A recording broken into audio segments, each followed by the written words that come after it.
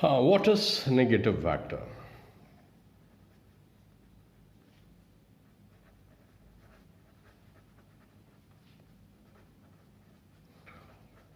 What is negative vector? See, let A be any vector, and if you reverse its direction, its magnitude is same as A, but its direction is reverse.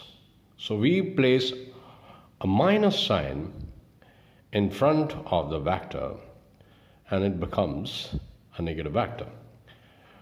Magnitude wise, A and minus A are equal.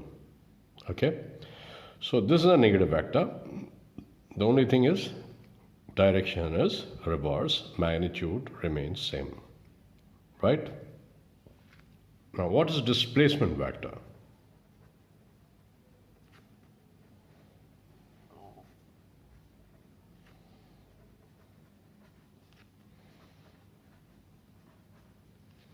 See, displacement vector is basically a vector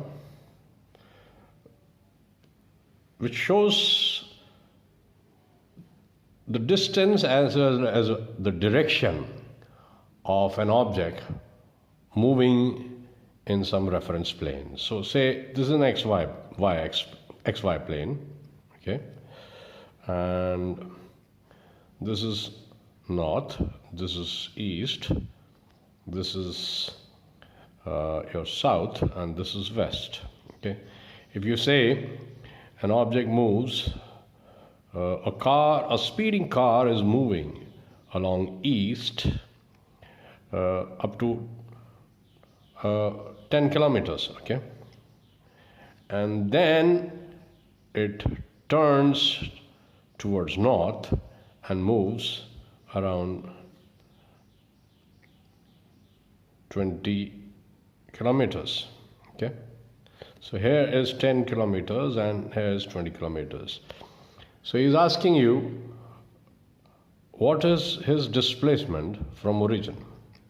So if you see that displacement is always from the initial position to the final position. So you draw a line, rather the resultant of this will be a displacement vector. Displacement vector. So the position vector of this displacement vector is 10, because x coordinate is this way and y coordinate is this way. So 10 moving on the x-axis and 20 moving on the y-axis. So it is 10, 20. 10 kilometer, 20 kilometer, and you can write it in position vector form as 10i plus 20j. So this is the displacement vector for this movement, and it's a position vector as well, right? So displacement vector is nothing but, you know, how an object has moved in the space. Now here, if you see, an object is here and it has moved here. So supposing it was at A, now it has moved at B. So what is its position vector now? Over here it's OA, and it has moved to B, it is OB. So its displacement vector is AB, okay? It has moved in this direction, so the displacement vector is AB, right? Another thing is, supposing somebody says that object has moved 30 degree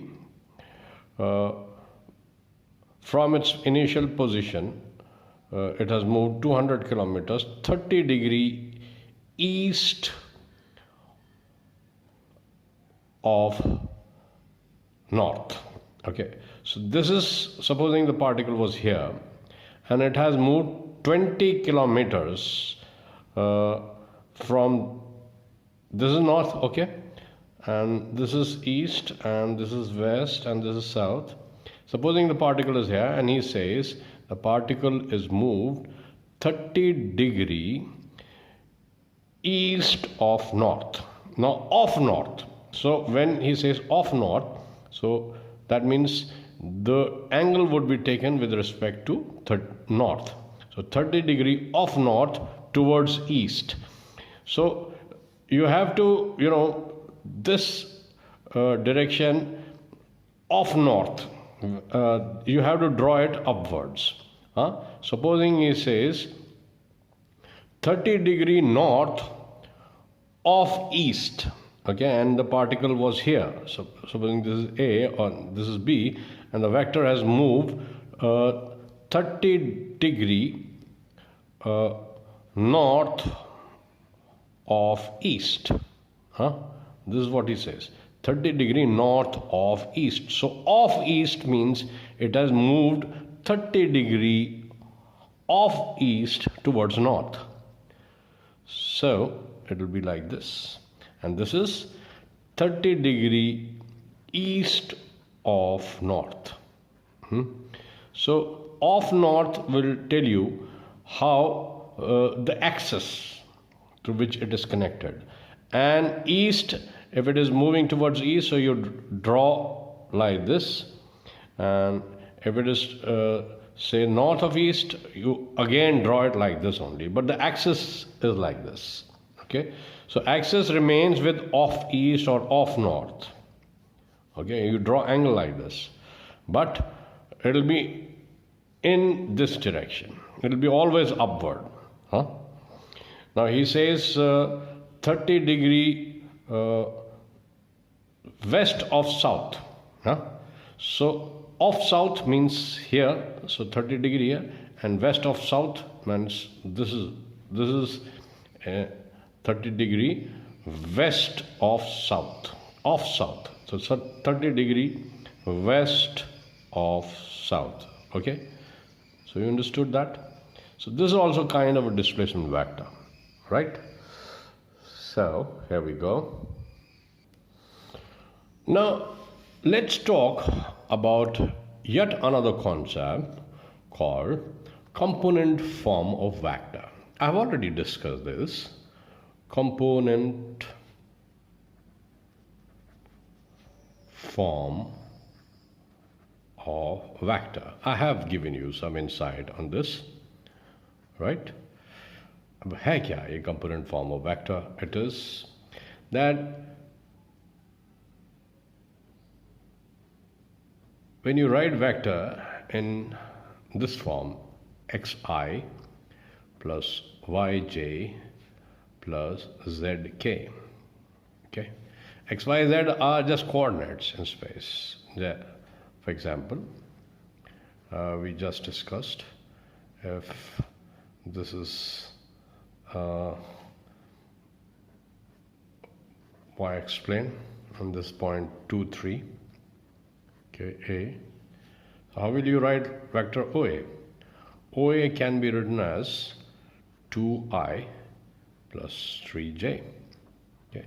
So this is a component form of vector OA. Now, what does 2 represent and 3 represent, and what does I represent and j represent? See, 2 represent scalar component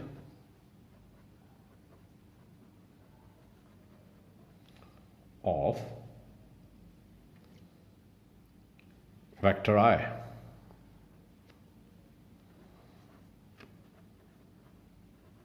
OA in x direction. Okay. And similarly, 3 represents scalar component, I'm writing in short form, in y direction. Okay. So 2 and 3 here represent scalar components of vector OA in x and y direction. This means go towards right on x-axis by 2 distance and then move up by unit 3 distance, that is move here 2 and then move up here 3, so you'll reach the point OA. So this is the position of this point A. So 2 and 3 we know about that. Now similarly, if you can take 3D, okay, so this is Z axis and this is X and this is Y, and there's a point, say A 2 3 5. So the vector OA in 3D would be represented as 2i plus 3j plus 5k. So k is, now I and j we know are representing the unit vector of x-axis and y-axis. Here I represent unit vector of x-axis, y represent unit vector j, and k represent unit vector of z-axis. So this is a position vector OA. Okay, so this is component form of vector.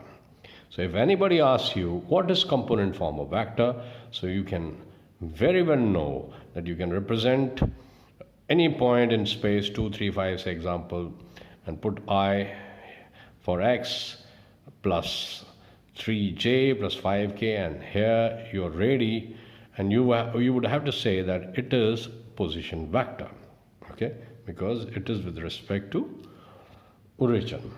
Now any vector, this is a position vector, any vector can be represented in terms of position vector.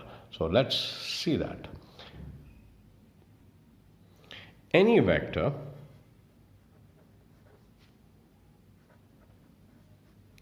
can be written in component form.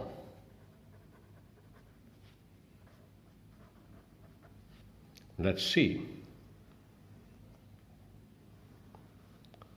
This is x-axis and this is y-axis. Now OA is a position vector. This is 3 and this is 5, and let this be OB, with this being 4 and 2. Okay, so OA can be written as 3i plus 5j. Similarly, we know that OB can be written as 4i plus 2j. Now, if you want to find out vector AB, I've already mentioned, but we can find out this vector AB as always subtract OB, the vector which is the position vector at the back, with position vector of this, which is the first one. So OB minus OA would give you AB. So this gives you OB is 4 minus 3i. So you'll just subtract, when you subtract or add any two vectors, you can just do that. Okay, so it will be add 3 plus 4i if you want to add, and if you want to subtract the bigger from the smaller, so 4 minus 3i plus, add plus, and 2 minus 5j. So you get I minus, because this turns minus 3j. So vector AB is I minus 3j. So this is a component form of vector I minus 3j. Okay. You can add any two vectors like this. You can add any two vectors like that. So let's study two vectors and the addition. Okay. Next would be we will see how vectors can be added in component form. Adding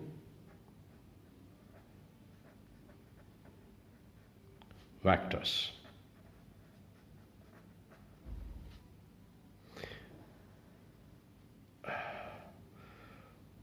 See,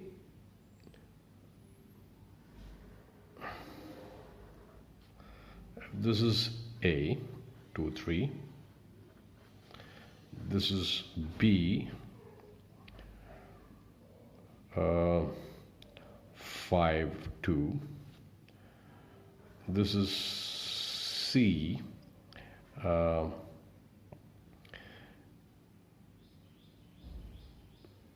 7, 1. You can take that, or 7, 2, right? So we can find out vector AB, right? And we can find out vector AC also. ठीक है, हम vector AB भी निकाल सकते हैं and हम vector AC भी निकाल सकते हैं ना, निकाल सकते हैं. सो देखिए, हमको AB तो पता ही है, AB वेक्टर कैसे निकलेगा. ये O है तो OB माइनस OA, हम इसको सब्ट्रैक्ट कर देंगे. सिमिलरली अगर हमारे को AC निकालना है तो AC वेक्टर क्या होगा, OC माइनस OA. सो ये क्या हो गया आपका, ये अभी हमने देखा 5 माइनस 2i, हाँ, प्लस 2 माइनस 3, हाँ, और ये क्या हो गया OC 7 minus 2i plus 2 minus 3. This is I, this is J. So हमारा AB वेक्टर आ गया. 5 minus 2 is कितना हो गया, 5 minus 2 is 3i and 2 minus 3 is minus J, and AC is what, AC is 7 minus 2 5i plus minus J. सो अब हम अगर AB और AC vector को जोड़ना चाहें तो हम कर सकते हैं, है ना. अब आप एक चीज़ याद रख लीजिए, पोजीशन वेक्टर, बहुत लोगों ने पूछा कि पोजीशन वेक्टर्स को जोड़ा जा सकता है या पोजीशन वेक्टर को जोड़कर आपको मिलेगा क्या. दो पॉइंट्स को आप जोड़कर, ये तो पोजीशन बता रहे हैं ना पॉइंट्स की, तो पोजीशन वेक्टर का जोड़ना कोई बकवास है. पोजीशन वेक्टर को सब्ट्रैक्ट कर सकते हैं आप ताकि एक वेक्टर मिल जाए आपको, मगर पोजीशन वेक्टर को आप ऐड नहीं कर सकते हैं, ये याद रखिए. मतलब उसका कोई लॉजिक ही नहीं है ना. दो पॉइंट्स हैं स्पेस में, that is all. So position vector का ऐड नहीं होता है कभी भी, बट आप पोजीशन वेक्टर से कोई वेक्टर बना सकते हैं जो हमने अभी दिखाया आपको. अब AB और AC जो है एक्चुअल वेक्टर्स हैं, तो that you can add component wise, है ना. तो हमारे पास क्या कहते हैं, ये देखिए 3i और 5i और माइनस ए माइनस जे. तो AB प्लस AC अगर हमको करना है तो we can just add these vectors. तो देखिए 3 प्लस 5 कितना हो गया, अगर हम इनको ऐड कर दें तो हमारे पास क्या आएगा, 3 प्लस 5 8i आ गया, राइट, और माइनस माइनस 2j. सो AB प्लस AC हमेशा 8i माइनस 2j आएगा. सो कंपोनेंट फॉर्म में वेक्टर्स को ऐड करना, सब्ट्रैक्ट करना बहुत आसान होता है. उसमें ज्योमेट्रिकल लॉ नहीं लगाना पड़ेगा कि आपको ज्योमेट्रिकल वो बनाना है. सो कंपोनेंट फॉर्म का सिंपल ये है कि आपको पता है इसका वेक्टर कंपोनेंट i डायरेक्शन में कितना है, सीधा ऐड कर दो. हाँ, सबको ऐड कर दीजिए, j को ऐड कर दीजिए j से, k को ऐड कर दीजिए k से. So this is the way you add vectors. हाँ, पहले अगर पोजीशन दे रखी है तो पोजीशन वेक्टर से वेक्टर निकालो और उससे फिर वेक्टर को ऐड कर दो, फिर एक्चुअल वेक्टर ये AB AC से आपको एक रिजल्टेंट मिल जाएगा. That's a beautiful concept of adding forces also. मान लीजिए एक फोर्स यूँ लग रही है, एक फोर्स यूँ लग रही है, एक यूँ लग रही है, ये मतलब कोऑर्डिनेट है. तो आप ए बी और ए सी फोर्स निकाल सकते हैं और फिर उनको देख सकते हैं.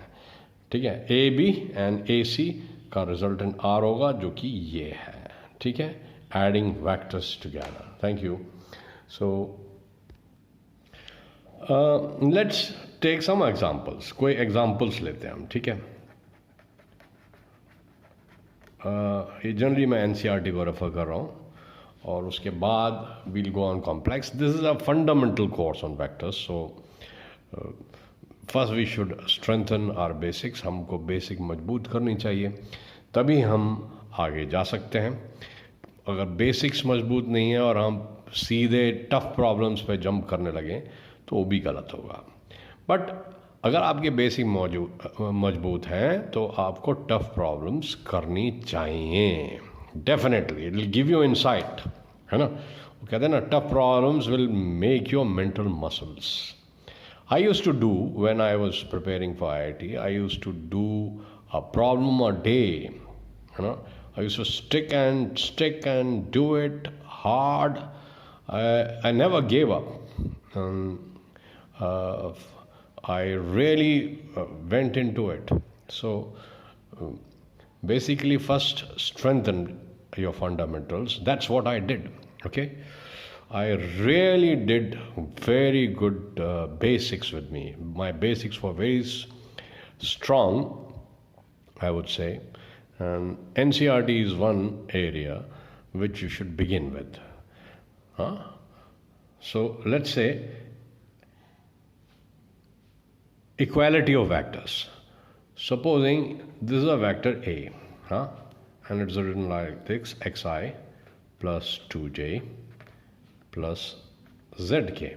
Okay, and this is vector B, and he says 2i plus yj plus k.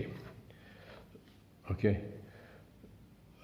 this is zk. Okay, so he's asking find the value of find x y z. It's simple. अगर vectors बराबर हैं, ठीक है, तो उनके scalar components बराबर होंगे. So x is equal to 2, y is equal to 2 and z is equal to 1. Compare it. x 2 के बराबर है, 2 y के बराबर है, z 1 के बराबर है. सिंपल, कोई बहुत बड़ी इसके अंदर नहीं है. ठीक है, सो इक्वालिटी वेक्टर्स प्रूव दैट. अच्छा, दूसरा इसी कंटिन्यूटी में इक्वालिटी ऑफ वेक्टर्स में एक चीज़ आती है कि मान लीजिए वो दे दे a is equal to i plus 2j. ठीक है, और b वो दे दे, b वेक्टर को वो दे दे 2i प्लस j. अब वो बोले कि क्या वेक्टर a वेक्टर b के बराबर है. अब आप ये देखिए कि मैग्नीट्यूड वाइज तो ये दोनों बराबर हैं. कैसे आप मैग्नीट्यूड किसी भी वेक्टर का कैसे निकालते हैं, मैं उसके ऊपर आता हूँ. अगर वो कंपोनेंट फॉर्म में दिया हुआ है तो हम किसी भी वेक्टर का जो मैग्नीट्यूड है उसके स्केलर कंपोनेंट के स्क्वायर कर देते हैं. जैसे मान लीजिए जो है यहाँ पर इसका स्केलर कंपोनेंट क्या है, 1 स्क्वायर, और j का क्या है 2 स्क्वायर, और k का क्या है 0 स्क्वायर. सो कंपोनेंट जो स्केलर कंपोनेंट है उसका स्क्वायर कर देते हैं. तो इसका जो मैग्नीट्यूड आया √5 आया. ठीक है, ये मैग्नीट्यूड आ गया. और b का भी, क्योंकि ये है, ये 2 स्क्वायर आ गया, ये 1 स्क्वायर आ गया, है ना, तो ये भी √5 आ गया. तो मैग्नीट्यूड वाइज तो ये बराबर है, बट देखिए डायरेक्शन वाइज ये क्या कहते हैं अलग है वेक्टर, ये अलग है, क्योंकि direction they are not pointing exactly, they are not pointing the same position. So ये वेक्टर इक्वल नहीं है. समझ में आई आपकी बात. सो वेक्टर की इक्वालिटी को देखने के लिए हमको ये देखना ज़रूरी है. अब हम एक एग्जाम्पल यूनिट वेक्टर के ऊपर करते हैं. Okay, unit vector example. हाँ, यूनिट वेक्टर, किसी भी वेक्टर का यूनिट वेक्टर कैसे निकालें। देखिए, मान लीजिए ये वेक्टर है ए, और ये रिप्रेजेंट करता जाता है कंपोनेंट फॉर्म में, इसे कंपोनेंट फॉर्म कहते हैं, 3j प्लस के, ये याद रखिए। तो इसका जो यूनिट वेक्टर होगा वो हमें पता है, वो कैसे होगा कि vector A divided by its magnitude, ये इसका यूनिट वेक्टर होगा। ठीक है, इस पर कैप लग जाएगी। तो ये क्या है, 2i प्लस 3j प्लस के, और इसके स्क्वायर से 2 square plus 3 square plus 1 square, इससे डिवाइड कर दीजिए, तो ये आपके पास यूनिट वेक्टर आ गया। ठीक है, तो 2 स्क्वायर 4, 9, 13, 14, ठीक है ना। सो हो गया 2/√13i plus 3/13j plus k/13j के। सो ये यूनिट वेक्टर हो गया। Fine, so this gives you unit vector, sorry this is 14, sorry this is 14, ठीक है, ये 14 आएगा। हाँ, 2 स्क्वायर 3 स्क्वायर 1 स्क्वायर 14 आएगा। ओके, सो यूनिट वेक्टर निकालना आप सीख गए। Will be adding more videos into it, and let us talk about another question कि सपोजिंग एक वेक्टर आपको दिया हुआ है i-2j, ठीक है, एक वेक्टर है दिया हुआ है आपको। वो बोलता है, क्वेश्चन है ये कि इस वेक्टर के डायरेक्शन में, मतलब जिस डायरेक्शन में ये वेक्टर पॉइंट कर रहा है, उसी डायरेक्शन में 7 यूनिट का वेक्टर निकालिए। फाइंड वेक्टर से P, एक कोई वेक्टर P निकालें जो 7 यूनिट का हो, ठीक है, उसका मैग्नीट्यूड 7 यूनिट्स हो, ठीक है, और डायरेक्शन उसका वही हो जो कि i-2j का है। ठीक है, तो हम क्या करेंगे ऐसे सिचुएशन में? हाँ, उसका मैग्नीट्यूड 7 यूनिट्स हो और डायरेक्शन ये वेक्टर निर्धारित करता हो, ये वेक्टर आपको बता रहा हो। सो ऑब्वियसली हमको क्या करना है कि हमको इस वेक्टर का यूनिट वेक्टर निकाल लेना है, यानी कि ए वेक्टर का ये यूनिट वेक्टर निकालना है। हम कैसे निकालेंगे? i-2j, ठीक है, और इसके मैग्नीट्यूड से, वेक्टर ए के मैग्नीट्यूड से हम इसे डिवाइड कर देंगे। मैग्नीट्यूड हमको पता ही है किसी भी वेक्टर का निकालने के लिए, उसके i j के जो एक्सपोनेंट्स हैं उसका हम स्क्वायर कर देंगे। हाँ, अब जैसे देखिए i का एक्सपोनेंट क्या है, 1 है, तो 1 स्क्वायर प्लस -2 का होल स्क्वायर, तो वो प्लस ही हो जाएगा, और इसमें k है ही नहीं तो +0 का स्क्वायर, k का कंपोनेंट है ही नहीं k का। ठीक है, तो जो वेक्टर a है उसका मैग्नीट्यूड क्या आया? उसका मैग्नीट्यूड आया 1 + 4 = √5। ठीक है, तो हमारे पास जो वेक्टर, यूनिट वेक्टर है, वो आ गया i-2j /√5 एंड √5। सबसे डिवाइड कर दो, ठीक है ना, i से, क्योंकि ये तो कॉमन है ना डिवीजन। सो i/√5 -2j /√5, या इसको √5 भी नीचे आप छोड़ सकते हैं, ऐसा कोई प्रॉब्लम नहीं है, बट इट इज़ बेटर कि आप इसको प्रॉपरली लिख दें। अब ये यूनिट वेक्टर है, ठीक है, ये यूनिट वेक्टर इस वेक्टर के ही डायरेक्शन में पॉइंट कर रहा है, मतलब बेसिकली ये डायरेक्शन दिखा रहा है।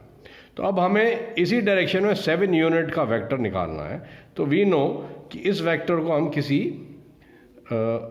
अगर हम किसी यूनिट वेक्टर को किसी स्केलर क्वांटिटी से मल्टीप्लाई कर दें तो हमारे को उस मैग्नीट्यूड का वेक्टर मिल जाएगा। तो हम ऐसे, क्योंकि वो बोल रहा है 7 यूनिट का है, तो 7 से मल्टीप्लाई कर दो इसे, तो 7i/√5 -14j /√5। सो आपको देखिए सिंपली इसका यूनिट वेक्टर निकाल दो और इतने मैग्नीट्यूड का एक वेक्टर आपको मिल गया, जिसका जो मैग्नीट्यूड है वो 7 यूनिट है और वो इसी डायरेक्शन में पॉइंट कर रहा है, ठीक है। सो you can find out any vector which points in a particular direction. समझ में आई आपकी बात? ओके, नाउ लेट्स गो थोड़ा सा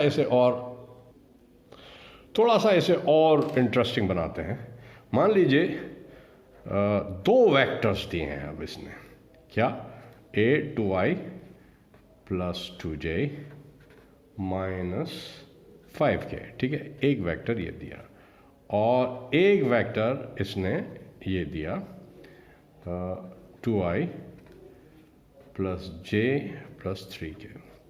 अब वो ये कह रहा है कि find a unit vector in the direction of sum of these vectors.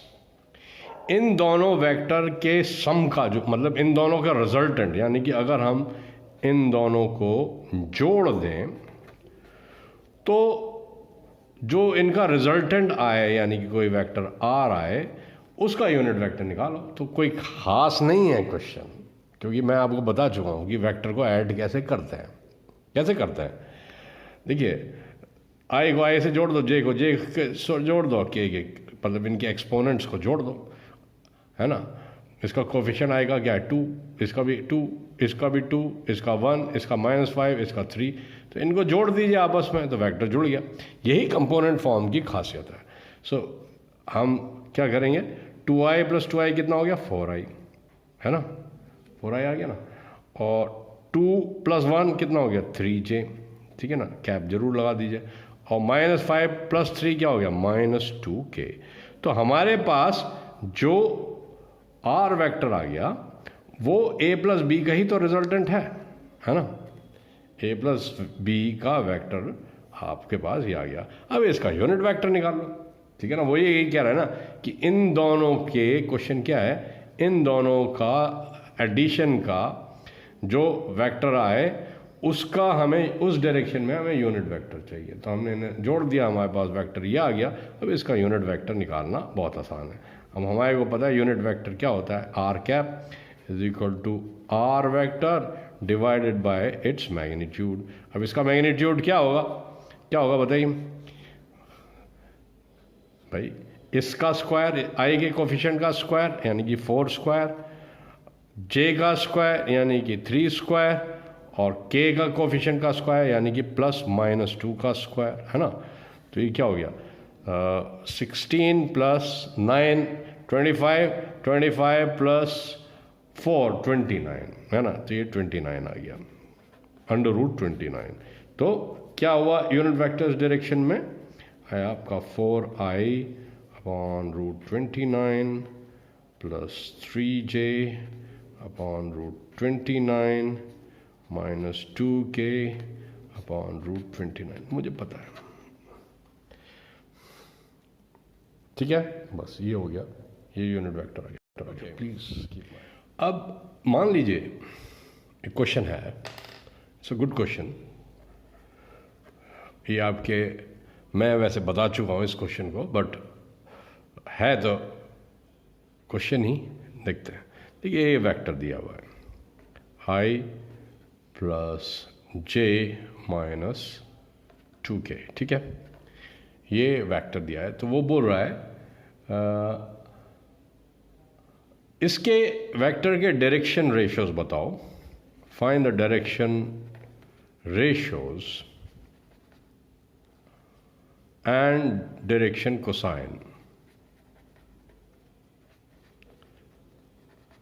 Of vector A, ठीक है। इसके ये दोनों चीज़ें निकाल के बताओ। अब देखिए डायरेक्शन रेशियोज तो सिंपली आई जे और के एक्सपोनेंट्स हैं, यानी कि उसके एक्सपोनेंट नहीं, उसके कोफिशिएंट्स हैं, ठीक है। So direction ratios are nothing, जो कि ए बी सी हमने बात करी थी ना कि ए बी सी जो डायरेक्शन रेशियोज है वो कुछ नहीं है। आई का कंपोनेंट क्या है, कोफिशिएंट क्या है 1, जे का क्या है 1, और के का क्या है -2। सो डायरेक्शन रेशियोज तो भाई साहब इसके आगे 1 1 -2, ए बी सी जो है डायरेक्शन रेशियोज आ गया। अब डायरेक्शन कोसाइन कैसे निकालें? डायरेक्शन कोसाइन आपको पता है, एल कैसे निकलता है, याद है आपको कुछ? एल जो होगा वो होगा direction cosine of x axis, ठीक है ना। तो वो ए जो है वो कैसे निकलेगा? A divided by a square plus b square plus c square. Check the video जो पीछे दिया हुआ है मेरा vector 1 and you will be able to understand what I am trying to tell you. L m, अब m जो है Y axis में क्या है डायरेक्शन कोसाइन, वो है b under root a square plus b square plus c square. अब देखिए under root a square plus b square plus c square क्या होगा? जो इसका वेक्टर का मैग्नीट्यूड है ना, तो वो क्या हो गया आपका 1 square plus 1 square minus plus minus 2 का होल स्क्वायर। देखिए सब स्क्वायर है, बीच में प्लस है, और ये -2 का होल स्क्वायर, तो ये क्या आ गया? ये आ गया 1 + 1 + 4 यानी कि √6, ठीक है। सो एल की वैल्यू क्या आ गई? 1/√6। हाँ, एम की वैल्यू क्या आ गई? 1/√6। और एल एम एन ये direction cosine y z axis का है, तो -2/√6, ये भी ए स्क्वायर पर बी स्क्वायर क्योंकि यही वैल्यू है, तो -2/√6। तो ये अब आप इनका स्क्वायर करके देख लें कि वाकई ये डायरेक्शन कोसाइन है, तो आप देखेंगे l square plus m square plus n square 1 आएगा। ये मैं डिस्कस कर चुका हूँ कैसे आया 1, तो l square plus m square plus n square ये 1 आएगा, है ना। सो हेयर अब हम एक और कॉन्सेप्ट डिस्कस करते हैं। अब हम एक और पॉइंट डिस्कस करते हैं जो है सेक्शन फार्मूला। ये आपने आराम से 10th में पढ़ा हुआ है कोऑर्डिनेट ज्योमेट्री में, है ना। ये वही है सेक्शन फार्मूला, कुछ नहीं है। मान लीजिए देखिए एक यूनिट वेक्टर ये दिया हुआ है, सपोजिंग ये ए है, ठीक है, और एक यूनिट वेक्टर ये बी दिया हुआ है, पोजीशन वेक्टर, सॉरी बी का ये बी है, ठीक है। तो वो ये बोल रहा है कि जो ए बी वेक्टर है इसको find a position vector of a point which divides a b vector in the ratio n/m, ठीक है। तो इस पॉइंट का पोजीशन वेक्टर निकालना है हमारे को, कुछ नहीं है, सिंपल। अब आपको ये पता है इसका पोजीशन वेक्टर पता है बी, इसका पोजीशन वेक्टर पता है ए, तो ये जो पोजीशन वेक्टर आएगा यानी कि ओ ए ओ बी, या इसे हम ओ सी मान लें, तो ओ सी जो वेक्टर आप निकालेंगे वो क्या होगा? Simply ratio m into a, m into position vector of this m into a vector plus n into b vector upon m plus n। ये इंटरनल डिवीजन है, सेक्शन फार्मूला इंटरनल डिवीजन कि find the position vector of a vector which divides this vector in n/m, so you can find out this, है ना। अब अगर यही जो है एक्सटर्नल फॉर्म होता, हाँ, कि मान लीजिए ये वेक्टर है और वो बोलता है कि फाइंड अ वेक्टर d, ये बाहर की तरफ कहीं होता, है ना, मान लीजिए d वेक्टर बोलता, और वो बोलता है कि ये n, ये इतना तो n होता और ये इतना जो है पूरा m होता, ओके, राइट। सो बोलते हैं कि अगर एक्सटर्नल डिवीजन निकालना है हमारे को, तो एक्सटर्नल डिवीजन में सिंपली कुछ नहीं करना है, इसे वही करना है आपको, m a minus n b, ठीक है, और सिंपली m ये ओ डी हो जाएगा, ठीक है, this is o d vector m minus n। तो ये तो इंटरनल डिवीजन के लिए है और ये एक्सटर्नल डिवीजन के लिए, किसी भी वेक्टर के लिए, ठीक है। So this finishes some very good basic concepts about vector. आपको मैंने बहुत अच्छी तरह समझा दिया। अब we will go again back to physics and next week I'll once again come to vectors and do some more problems in this, and so that way your maths will also get strengthened and your physics obviously will continue. So all the best, good luck.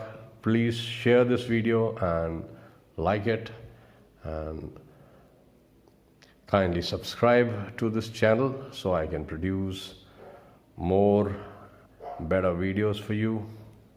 All the best. Okay, goodbye.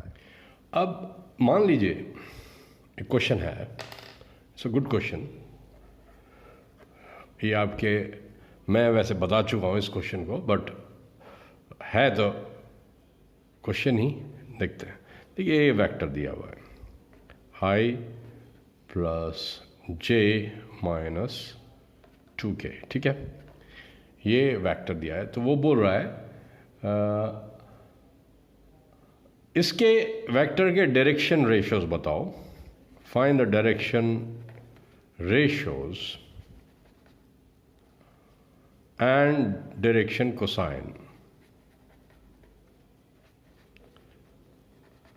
Of vector A, ठीक है। इसके ये दोनों चीज़ें निकाल के बताओ।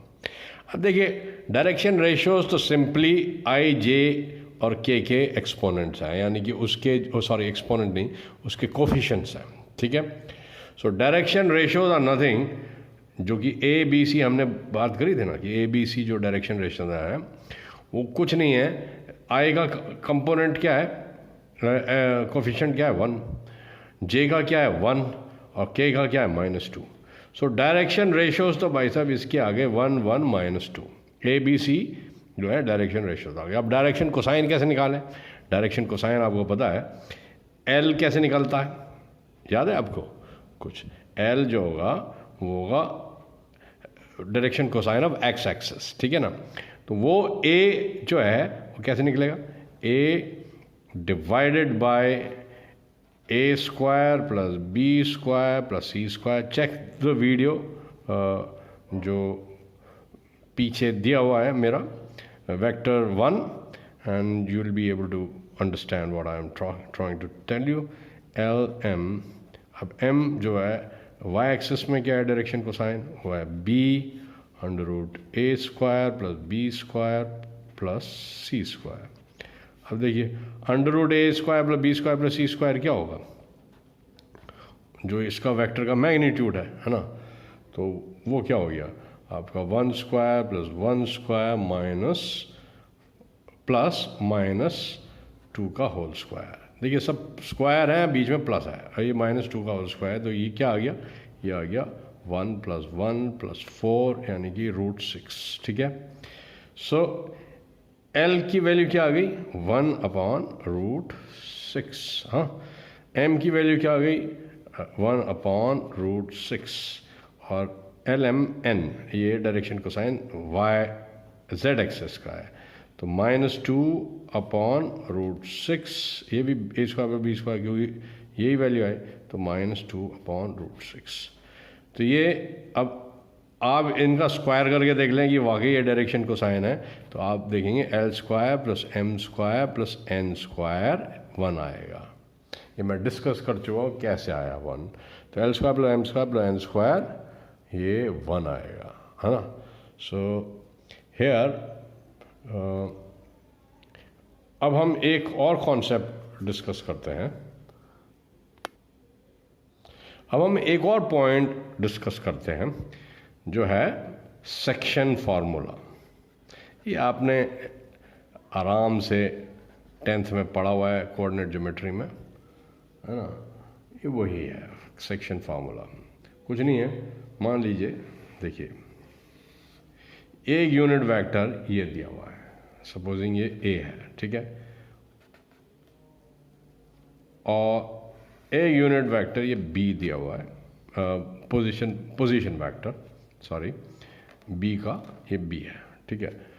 तो वो ये बोल रहा है कि जो ए बी वेक्टर है इसको find a position vector of a point which divides a b vector in the ratio n/m, ठीक है।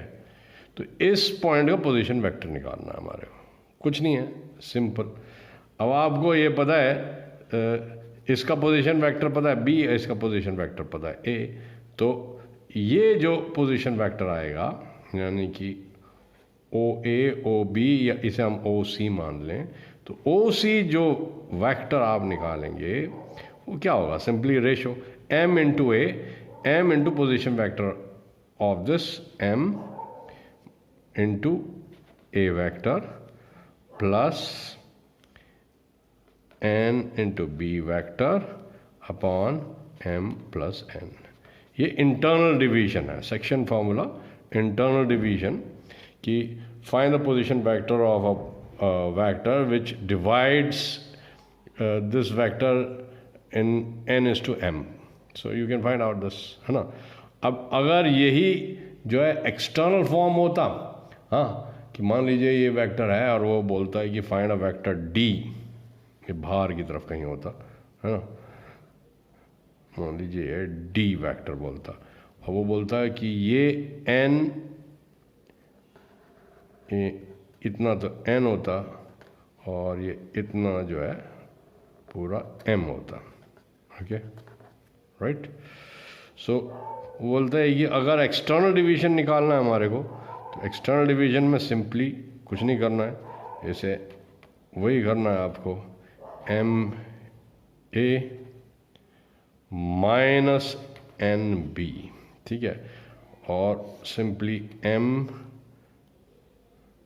ये ओ डी हो जाएगा, ठीक है, this is o d vector m minus n।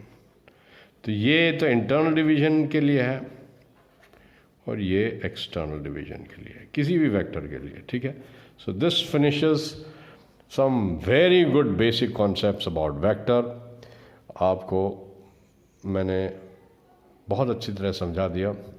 अब we will go again back to physics and